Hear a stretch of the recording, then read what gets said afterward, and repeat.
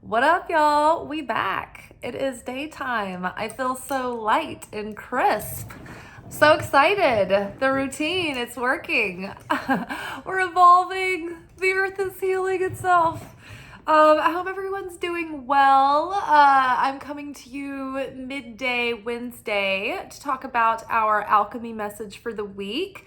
This is when we go deeper into the process of our spiritual assignments and how we're interacting with that soul work and how we're getting through life, essentially. So, lots of challenges going on in the world. And even though it feels very difficult and uncertain for us, imagine how it feels for the people who have no spiritual foundation, no prep. They aren't prepared for this at all.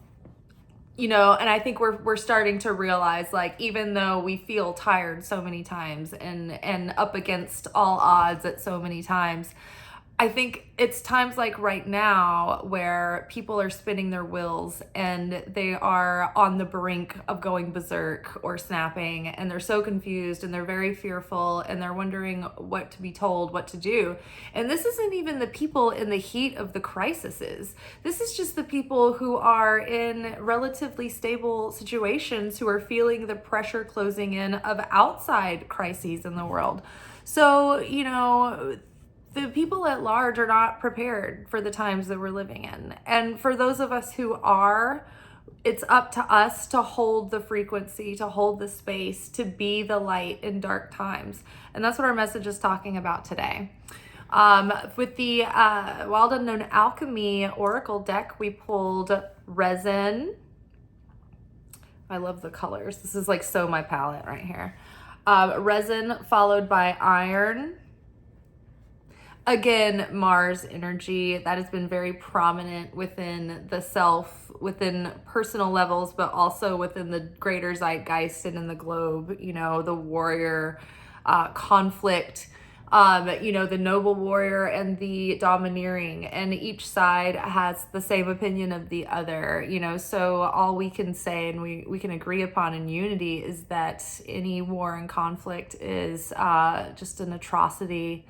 And hopefully we are moving toward a time where we don't need war, where we don't have the heart or the stomach for it any longer. And we don't need to pick up, a weapon to hurt another, And so by us learning to practice unity, consciousness, and sharing within our own lives, within the people that we have petty grapples with, and like giving up grudges, like how are we supposed to be expected to give up and put down ancient grudges and grapples and strife when we're talking about our deepest core beliefs and values? How are we supposed to find peace there if we can't even settle the minor disputes amongst one another and ourselves, right?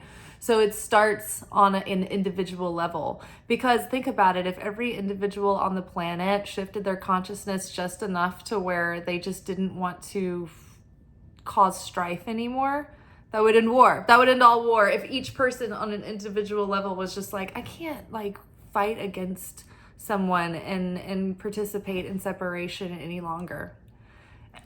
That would be all it would take. That is Messiah. That is the return of the Christ. That is the sudden shift of thy kingdom come on earth with the gilded streets and, reigning in peace and harmony. That's what that means. It's finding fulfillment within this present moment now by giving up suffering and attachment to ego that causes separation, right? By giving up the illusion that there is any separation, and being instantly aware and awakened to the unity within all things. And so the light itself is completely whole and unified. And so in order to have affinity with that light and to have affinity with channeling that light of blessing and fulfillment, you have to be in that state of consciousness of unity. And that's why fulfillment is fleeting for us. We're not consistently there yet.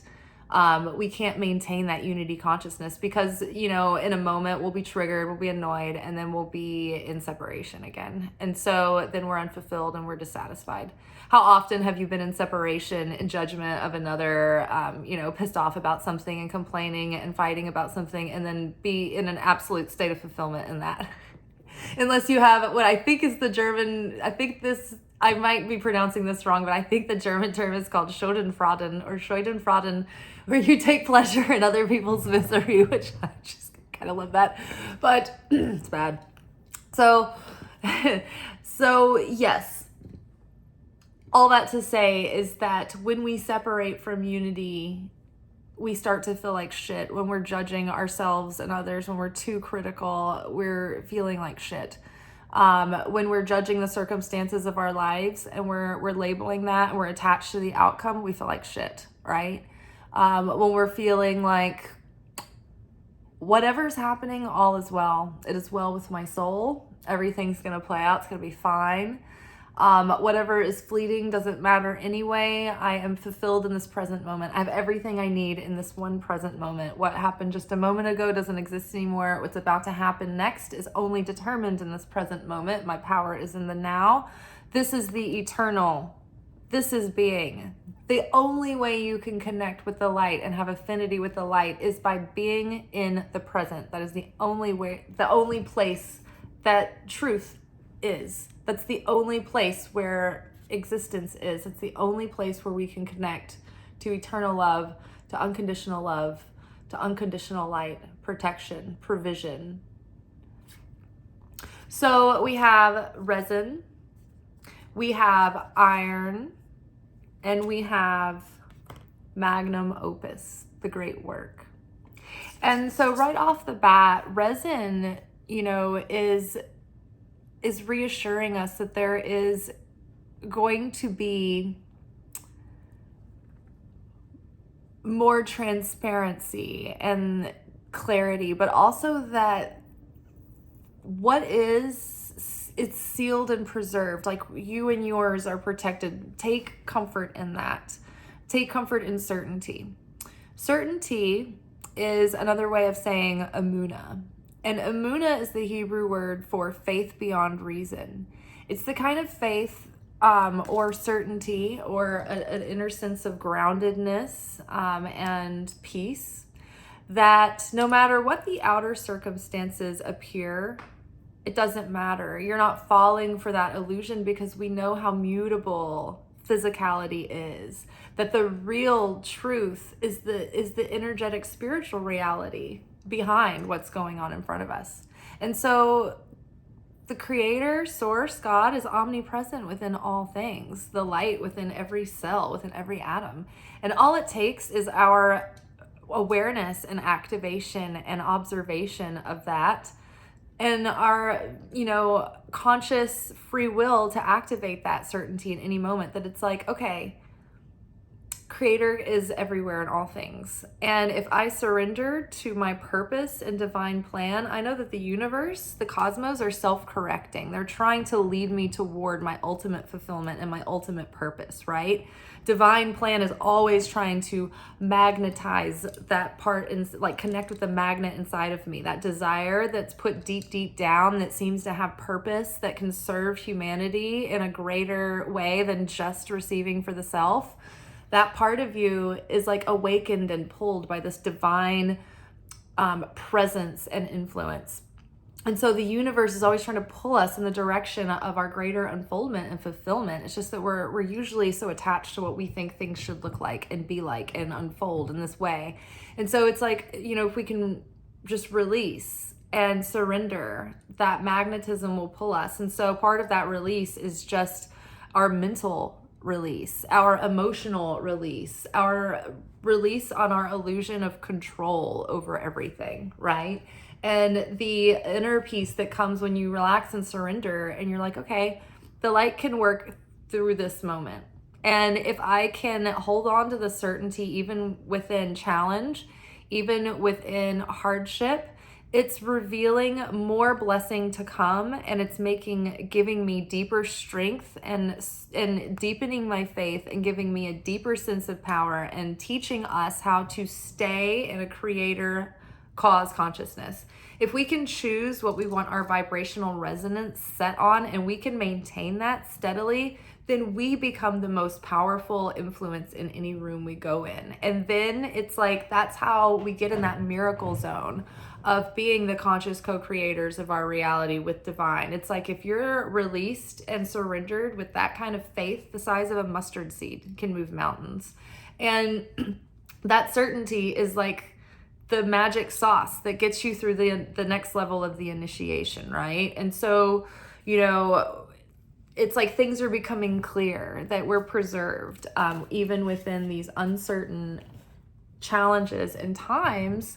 It's up to us to be the female King of Wands is the most mastered of the Wands suit.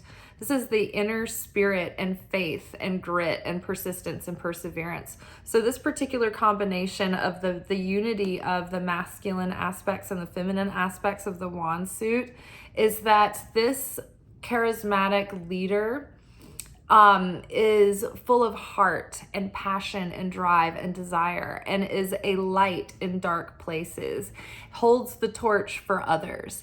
And so even though it seems like all of this growth and this density are closing in around and there's obstacles at every turn, it's like this King of Wands, the feminine King of Wands, is able to navigate and strategize and meet any obstacle and challenge, and is able to like think clearly and swiftly and take decisive action to meet those challenges. This is someone who can be a spiritual leader in times of uncertainty and take that sense of personal sovereignty and authority, setting your vibrational thermostat and being a light in difficult times for others, being that stable, solid influence in very chaotic times. So yes, there's also another aspect of the resin card that warns not to hold on to something and to the degree that you're holding it back, or that you're holding yourself back because you're being overly nostalgic about something. Like, there's the image of the paperweight of an insect or a flower is brought up in the booklet. And it's like, there can be something that you're trying to hold on to out of nostalgia, and it's holding the situation back, or it's holding the other aspect back, or it's holding an aspect of you back. So that could be the issue, or it could be something that is coming into more clarity, and it's it's preserved and it's held and it's bonded and preserved for to have longevity. And then I think too, it's like taking comfort in knowing that you are preserved in the light, that you are clear about that. And that's what's giving you so much strength and inner power and certainty and spiritual authority. It's like you're clear and certain that you are preserved in the light, that you're taken care of, that you're divinely directed and protected. And that belief, that faith, that certainty is what's giving you extra light, extra peace, and it's making you extra magnetic. And so iron is strong and it's magnetic, and it's used with steel to create highways and infrastructures and skeletons of buildings because of its sturdy durability and dependability. And so, through all of the things that we've gone through, we've learned to be sturdy and powerful and dependable and have durability. And so now it's like we're building our life and our consciousness on these infrastructures, on this stable foundation of all this lived in wisdom and experience that we're now understanding, along with the divine inspiration and revelation and healing and epiphany that are coming in on top of it. It's like all of it is making us such a strong and magnetic force.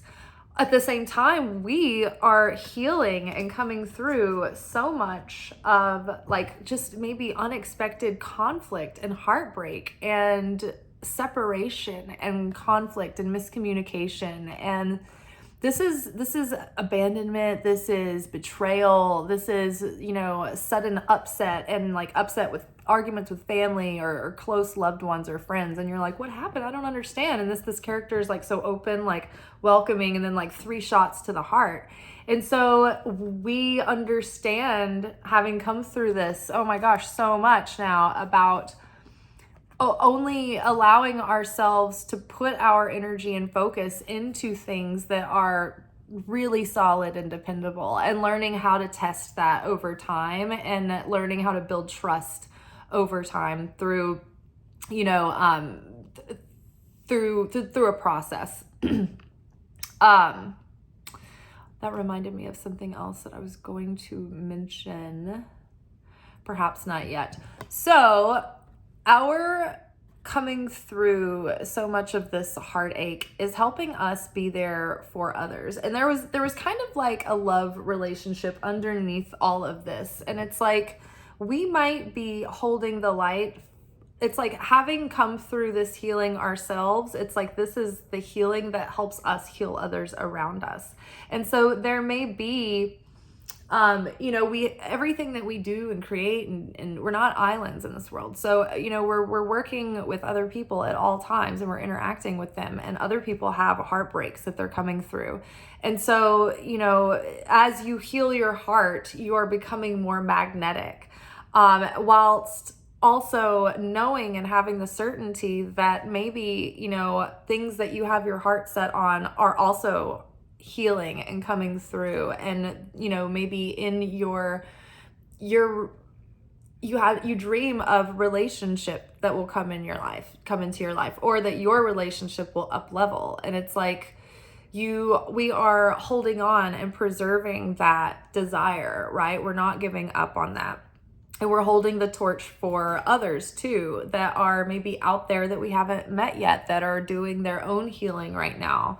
And so, just focusing on what we can currently is doing the healing work on our own hearts. And the more that we heal our hearts, the more that we magnify that desire, and it makes us magnetic with aligning with what is destined for us and what's meant for us. And I feel like there's some kind of sense of impatience or wanting something to come together, because magnum opus is about a life's work. And letting go of the sense of feeling urgent, like you should be at some kind of arrival point, or that once we figure all this out, it'll all be settled. And it's like, no, there's ongoing challenge throughout life, and we're always pushing up against these growth edges, and we're always being asked to evolve and grow and heal and change. And so just settling in to realizing that life is this great work, and being present in the moment and being content with the part of the process that you're in and not fighting against it will give you so much more harmony and fulfillment, which will ultimately lead to your ultimate harmony and fulfillment. Because fulfillment is a moment by moment choice and practice and devotion. And so the level of fulfillment you're able to experience is dependent on your level of being able to find contentment within any circumstances. And also not resign yourself to stagnation, or resign yourself to just giving up and throwing in the towel, but still pushing against the comfort zone, still pushing against the edge, still evolving, still pushing for growth, and also being content with the work of pushing, of being the student, of being the apprentice. It's going to be ongoing. But anything worth having, anything worth fulfillment, it's a great work. It's a daily devotion, a daily practice, a daily effort that you put in, particularly with relationships. And this too, just in the grand sense, it's like the more you can get solid within yourself, with trust in the self, trust with the creator, the more that no matter what the circumstances are in life, no matter where you are in life, you will be able to find harmony and contentment and fulfillment, at some point, with connecting with something during your day, with something in the present moment. Just recognizing that if you are okay in that moment, then you're good in that moment, and then you can find fulfillment in that. And if you are faced with harsh realities, that the light of the creator can be found in that moment. It's always available to us. And that's the challenge of standing face to face with the creator, as opposed to you're faced with the back of the creator or back to back with the creator. Like when you're back to back with the creator, it's like you can't see the creator anywhere, and you can't find hope, and you can't find strength in a situation to overcome, and you can't find unity, and you can't, like even like, so many of the people in, Israel right now are talking about like the sense of deep love and compassion and unity and togetherness that is happening even in such dark times. So it's like, that's what a lot of the Kabbalists in Israel are talking about right now, that I follow some of them. And so they are talking about fighting the spiritual warfare of what's going on by focusing on unity and healing and love, and not more separation and more, strife. And so even in the darkest of times, it's about trying to find that light, trying to reach for the light, even if it feels out of reach. It's like keeping your face to it, choosing to try to reach for the light even in the darkest times. Having your face to the back of the creator is like the verse that says, when the creator said to Moses, "You will know me by my hind parts." And that means that you will recognize me just after the fact. Like it's an on the way homer. You won't get the joke until you're on the way home and you'll be like, aha, I get it now. It's like you won't get the lesson, you won't see the light, that you won't see the good until later, until you've had time to process it. You don't see that the creator was in a moment while they were in the moment. You bemoaned the moment while you were in it. And it's like, when you realize, you're like, oh, the creator is in this situation. And you're like, wait, I see the creator now. And the person's like, oh, the creator just left the house. Like, it's just a little too late. It's like, we want to be the person that can stand face to face with the creator. And even in those dark times, even in the challenges, even in the triggered moments, that you can look for the light, that you can reach for the light, that you can choose the light in that situation. That is recognizing when the creator's in the house, while the creator's in the house, because you've prepared to receive the creator. We're expecting the creator, right? You're ready to see it, even when the creator is not dressed up like the creator, right? Now, from a relationship perspective, there was this like deeper message here. And I do feel like we, as a whole, to the people in our community, but maybe to certain individuals that you may come to mind, it's like you're holding the light for other people who are in pain and hurting right now. And the strength that you've found from your own healing is helping that person heal. Even if you're not talking about it directly, like on a soul level, on an astral level, it's connected to the people in your network. Like trees, when trees need things, they send things to each other through their root systems and through the pheromones that they spread. And so it's like we do that through our soul groups and through our soul families. And so as we heal others as well. So holding the light for others, being strong, being stable and dependable, and even just quietly in the background. You don't have to enforce yourself in someone else's situation or enmesh yourself in it by no means. And sometimes we need to give people distance and step back. But by just being our consistent, strong selves, by shining that light for others, it inspires even from a distance. Sometimes more so than if you would push or offer suggestion. It's like, just be that light, be that charismatic light for others, and be strong. And then be patient in the meantime while the healing process is going on for others, during, it may be a period of separation or distance, or, whatever, like a time of disruption.